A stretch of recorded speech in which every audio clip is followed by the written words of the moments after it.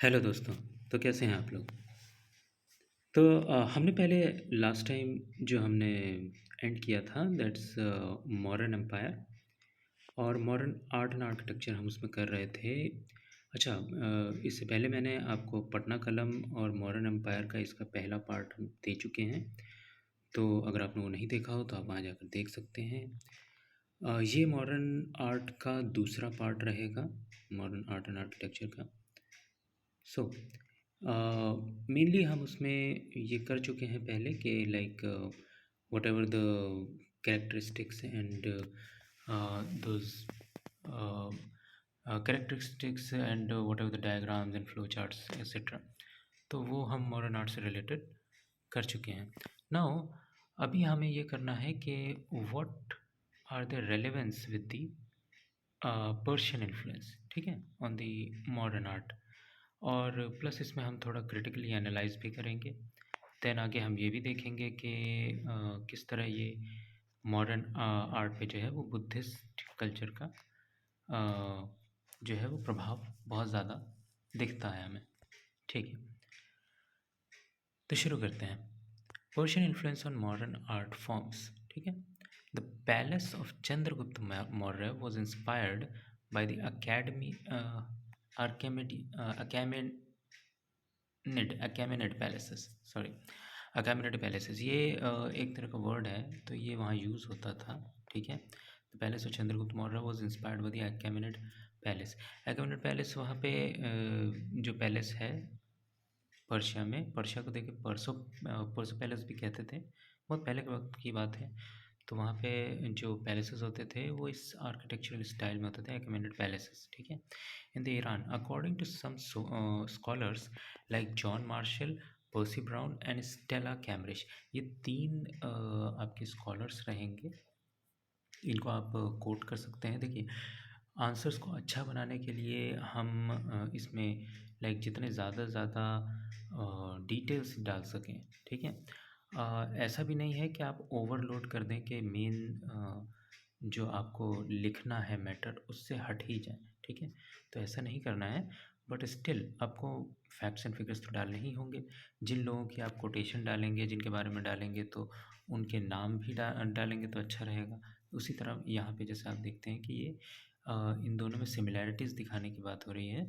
तो according to some scholars like these three, ठीक है, सिमिलैरिटीज़, ये सिमिलैरिटीज़ बताते हैं कि क्या क्या सिमिलैरिटीज़ हैं, ठीक है। तो अगर हम देखते हैं तो ये तीन जो स्कॉलर्स थे ये बताते हैं similarities with the Persian Achaemenian Achaemenian pillars, ठीक है। एकेमेनियन पिलर्स से हमारे जो मॉडर्न पिलर्स वगैरह हैं उनकी क्या सामान्यता है, ठीक है। फाइन। तो पॉलिश्ड स्टोन्स एंड मोटिव्स, ठीक है।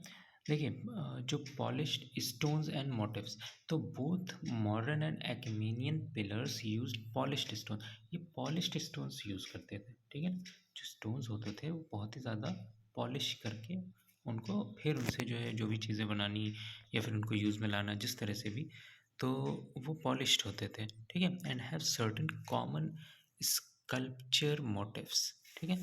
certain common sculpture motifs like lotus, ठीक है। ये आप देखेंगे इस पे आपके जैसे अशोकन पिलर है या फिर जितने भी और मॉडर्न टाइम के पिलर्स हैं, तो उसमें एक सबसे ऊपर तो आपकी लॉइन या फिर जो भी आपके ऑक्स की या डिफरेंट टाइप्स ऑफ एनिमल्स जो भी हैं उनकी इमेज रहती है, ठीक है। उसके नीचे जो है एक बेस होता है जिस पे अशोका चक्र होता है वगैरह जो भी वो बना रहता है। उसके नीचे जो होता है वो इन्वर्टेड लोटस होता है, ठीक है, बेल शेप्ड होता है।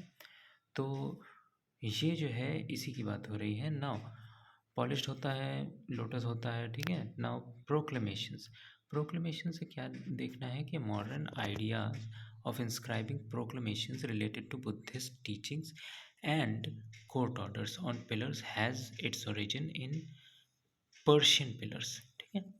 तो पर्शियन पिलर्स में देखेंगे आपके like modern ideas of inscribing, ये जो बुद्धिस्ट की जो बुद्धा की जो टीचिंग्स होती थी, ठीक है, एंड कोर्ट ऑर्डर्स जो भी उनके उस वक्त के होते थे वो सारे के सारे उस पर मेंशन रहते थे आपके पिलर्स पे, ठीक है।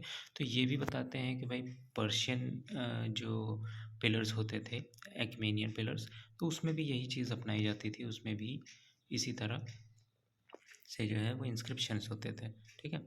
तो हमने दो सिमिलैरिटीज़ पढ़ ली कि स्टोन जो है पॉलिश्ड होते थे, लोटस होता था उसमें वो इन्वर्टेड वाला बेस के नीचे, एंड देन आपका जो है प्रोक्लेमेशन होता है, यानी इंस्क्रिप्शन वगैरह जो है टीचिंग्स वगैरह या जो भी वो उस पर करवाना चाहें, ये चीज़ भी होती है।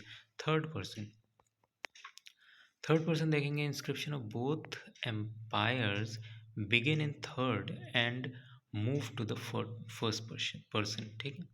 इंस्क्रिप्शन जो थे दोनों ही एम्पायर के वो तीसरे पर्सन से शुरू होकर फर्स्ट पर्सन तक आते थे। Scholars call this pillars as the imitations of the Iranian pillars, ईरानी पिलर्स का इमिटेशन बताते हैं, but we can see many fundamental differences. देखिए, आपको चाहे कुछ भी हो, इवन अगर क्रिटिसाइज़ करने के लिए भी कह रहे हो, तो क्रिटिसाइज़ करने का ये मतलब नहीं है कि आप उसकी जो है वो खामियां निकालें, ठीक है। ऐसा नहीं करना है, आपको बस ये बताना है कि क्या डिफरेंस हो सकते हैं, ठीक है।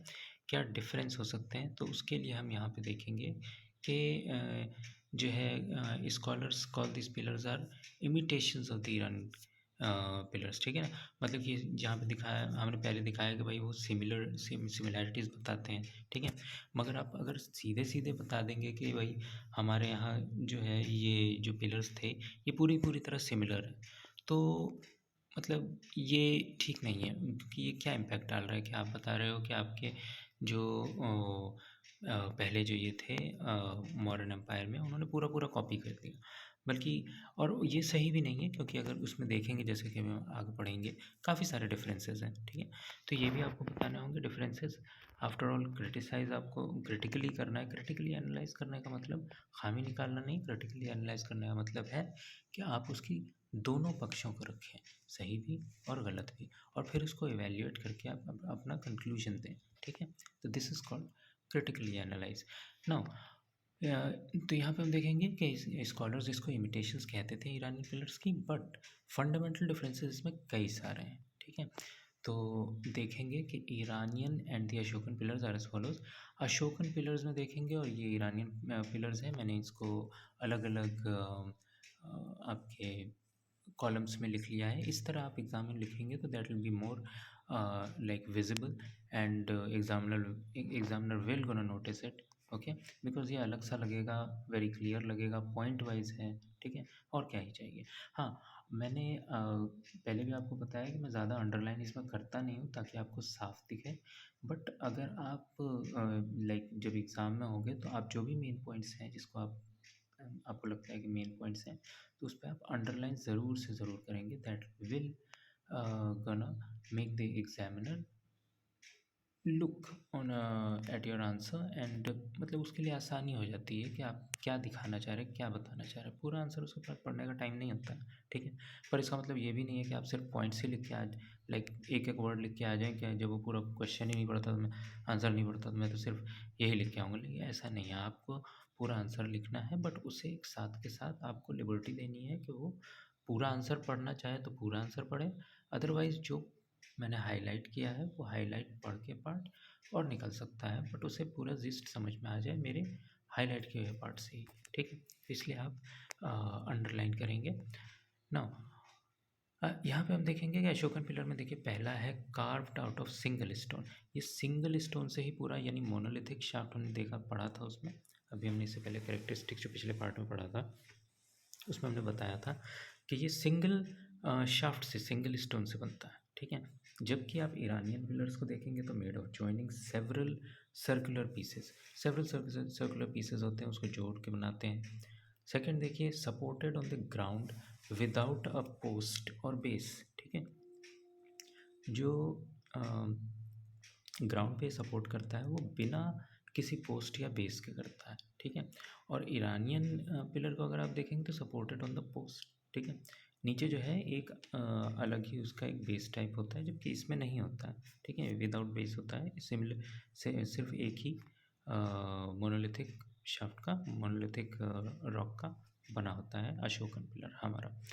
Now developed independently, developed independently, और ईरानियन को देखेंगे तो इंस्टॉल्ड इन ह्यूज बिल्डिंग्स, ठीक है। अब हुआ क्या कि देखिए अशोकन पिलर्स को आप देखेंगे, जैसे आप कई जगह देख लीजिए, इलाहाबाद का था या फिर लखनऊ में अगर आप जाएंगे तो वहाँ एक जगह है कैसर बाग, मैं तो वहाँ रहा हूँ इसलिए मुझे पता है। तो लाइक बस नॉर्मल पब्लिक प्लेस पे ही है वो, एक कैसर बाग चौराहा है, उस पे ही वो लगा हुआ है आपका अशोकन पिलर, ठीक है। तो इट्स नॉट लाइक कि यहाँ पे ऐसा कुछ था कि किसी रॉयल जगह पे ही लगाना है और पब्लिक प्लेस पे नहीं लगाना है, ऐसा मॉडर्न में नहीं था। हाँ, ये बात अलग है कि जैसे कि यहाँ का जो इलाहाबाद का पिलर था उसको निकाल के फिर राष्ट्रपति भवन में ले गए थे और फिर अभी वहीं लगा हुआ है, ठीक है। पुराना वाला, जो अभी नया राष्ट्रपति भवन तो अलग बनेगा, ठीक है। तो अभी जो फ़िलहाल है पुराना वाला राष्ट्रपति भवन, उसमें वो लगा दिया था, ठीक है।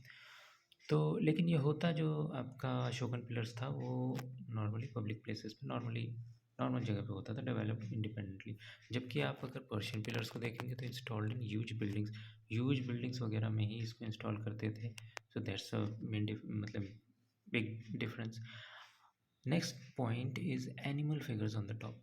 देखिए जो हमारे अशोकन पिलर्स होते थे उसके टॉप पे एनिमल फिगर ही रहता था, चाहे वो लॉयन का हो, चाहे वो ऑक्स का हो, या फिर किसी भी लाइक अदर जानवर का हो।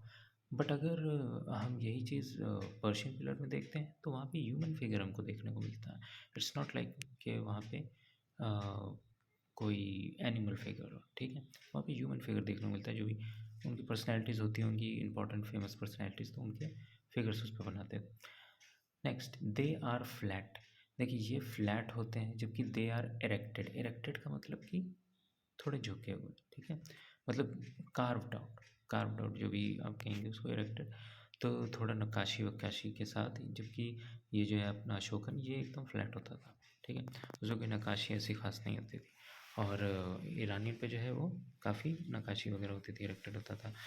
Next, special symbolic meaning. इसके स्पेशल सिंबॉलिक मीनिंग होते थे जो हमारे अशोकन पिलर था, लाइक मैंने पहले ही बताया कि इसमें पिछले पार्ट में कि सिंबॉलिक मीनिंग एज इन के किसी वॉर को मेमोरियल ये करने के लिए, ठीक है, कमेमोरेट करने के लिए, या फिर किसी भी अदर विक्ट्री को दिखाने के लिए, ठीक है। तो इस तरह की चीज़ों को सिम्बोलाइज़ करने के लिए पिलर का यूज़ होता था। मगर यहाँ पे अगर आप पर्शियन पिलर की बात करेंगे तो कोई सिंबलिज़्म नहीं होता था, that's just for the decoration आप कह सकते हैं, क्यों लगाते थे, ठीक है। अच्छा, next is progressive thinner from bottom to top, ठीक है। देखिए अशोकन पिलर जो होते थे वो नीचे से मोटे होते थे, ऊपर जाते जाते पतले हो जाते थे, ठीक। प्रोग्रेसिव थिनर, ऊपर जाते जाते जाते जाते थिन हो जाते थे, ठीक है। बस मतलब एकदम ये भी नहीं है, आप उसकी गूगल पे पिक देख लीजिएगा, ऐसा भी नहीं है कि ऊपर जाते जाते एकदम पेंसिल बन जाता था, ऐसा नहीं है। तो इट्स लाइक वो थोड़ा सा उसमें ये होता था कि नीचे हल्का सा ऊपर से ज़्यादा होता था। May be because of the, आप कह सकते हो उस वक्त के इंजीनियर ये सोच रहे हो कि नीचे ज़्यादा मोटा रहेगा तो that will going to help in balance, obviously it will, but depends like क्या उस टाइम की कंडीशंस थी वो तो वही जाने। बट जैसे कि यहाँ है प्रोग्रेसिव थिनर। जबकि अगर आप लाइक नॉर्मल पर्शियन पिलर्स की बात करेंगे तो same from bottom to top, bottom से लेकर टॉप तक पूरा का पूरा सेम होता था, ठीक है। उसमें कोई भी ये नहीं होता था कि ऊपर पतला नीचे मोटा या वाइस वर्सा, ठीक है। नाउ अब हम देखेंगे फ्रॉम द अबव डिस्क्रिप्शन, देखिए कंक्लूजन आ गया, ठीक है। इसमें आप कुछ एक्स्ट्रा भी जोड़ सकते हैं, 38 इसका मार्क्स का क्वेश्चन है। अगर आपको इसमें एक्स्ट्रा करना है तो आपको ऑब्वियसली इनमें थोड़ा कुछ कम करना पड़ेगा, इनमें या जो भी है पहले का, ठीक है। तो फिलहाल हम इस कंक्लूजन को देखेंगे फ्रॉम, वैसे अगर इतना भी लिख देते हैं तो इट्स फाइन, ठीक है, इतना भी छोटा कंक्लूजन नहीं है। तो देखिए from the following description it is clear that the pillars of Ashoka are in no way a copy of Iranian pillars, ठीक है। इरा from the above description it is clear that the pillars of Ashoka are in no way a copy of Iranian pillars, ठीक। तो Iranian pillars का कुछ भी copy नहीं है। देखिए हमने क्या किया, पहले सिमिलैरिटीज़ बताई, ठीक है, उसके बाद हमने उसे क्रिटिसाइज मतलब ये किया, उसका डिफरेंसेस बताए क्रिटिकली, ठीक है, क्रिटिकली एनालाइज किया। देन अब हम जब कंक्लूजन पे आए तो हम फिर पॉजिटिवनेस दिखाएंगे कि from the above description it is clear, मतलब अबव डिस्क्रिप्शन से हमने ये बता दिया कि pillars of Ashoka no way in copy of the Iranian pillars, बिल्कुल कॉपी नहीं है, ठीक है? ऐसा नहीं है कि पूरा-पूरा कॉपी मार दिया है। There are similarities but they are totally different, ठीक है? तो ईरानी pillars and has their own significance, अपना-अपना सिग्निफिकेंस है। आप ऐसा नहीं कह सकते कि मॉडर्न पिलर्स जो हैं वो टोटली कॉपी ही हैं तो उनको पूछना ही नहीं चाहिए एंड तो ऐसा कुछ नहीं है, ठीक है? They have their own significance. The most famous is the one erected at Sarnath. एक सारनाथ पे है आपका और ये इंपॉर्टेंट बन जाता है कि यूपी और बिहार दोनों की ही आपके जो भी एग्जाम्पल्स हैं उन सबको आप याद रखने की कोशिश करें, खासकर ऐसे फेमस, ठीक। अच्छा, क्योंकि नेबरिंग स्टेट्स हैं तो ऑब्वियसली इतना तो पूछ सकते हैं। नाउ सारनाथ, ठीक है, erected at Sarnath, site of Buddha's first sermon. Buddha's first sermon Sarnath में ही हुआ था, ठीक है। Currently the pillar remains where it was but the capital is now at Sarnath museum, ठीक है। तो हमने इसमें क्या किया, मैंने पहले ही बताया पहले पार्ट में कि इसको देखिए हमने पूरा कंक्लूजन भी लिखा।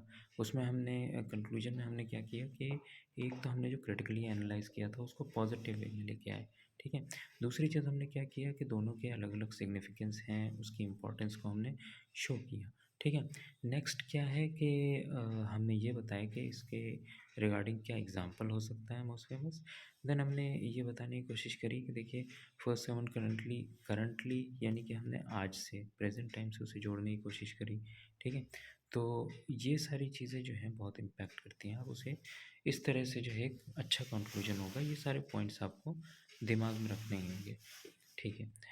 नाउ नेक्स्ट नेक्स्ट देखिए ये रहा रिलेशनशिप ऑफ बुद्धिज़्म और उसके बाद हमारा एक इम्पैक्ट ऑफ मॉडर्न आर्किटेक्चर इन बिहार, ये भी है। तो हम इसे जो है पार्ट पार्ट में करेंगे क्योंकि वीडियो काफ़ी लंबी हो जाती हैं और लाइक लंबी वीडियो में उसे छोटा करके डालने की कोशिश कर रहा हूँ ताकि देखिए क्या है कि बहुत ज़्यादा लंबी हो जाती है फिर उस पर व्यू टाइम उतना नहीं आ पाता है, ठीक है। और यू नो कि अब अगर मैं वीडियोस बना रहा हूँ तो एटलीस्ट मुझे व्यूज़, मतलब मैं ये नहीं कह रहा कि व्यूज़ ही चाहिए बट स्टिल ऑब्वियसली इससे मोटिवेशन तो ज़रूर आता है, आप भी जानते हैं, ठीक है। तो इसलिए मैं इसे छोटा छोटा करके डालूँगा और होप सो आपको ये वीडियोस पसंद आ रही होंगी और they are going to help you. तो अगर आपको ऐसा लगता है तो इसे ज़्यादा से ज़्यादा लाइक करिए, शेयर करिए और सब्सक्राइब कर लीजिए फॉर मोर सच वीडियोस, और ऐसी वीडियोस आती ही रहेंगी जितनी भी हैं। हम इस पे कोशिश करेंगे कि सारे के सारे हम यूपी और बिहार के जो मेंस में ट्रेडिशनल क्वेश्चंस हैं जो हमेशा ही पूछे जाते हैं वो सारे हम कवर कर रहे हैं वन बाय वन करके, ठीक। तो जुड़े रहिए। God bless you. Take care. Thank you.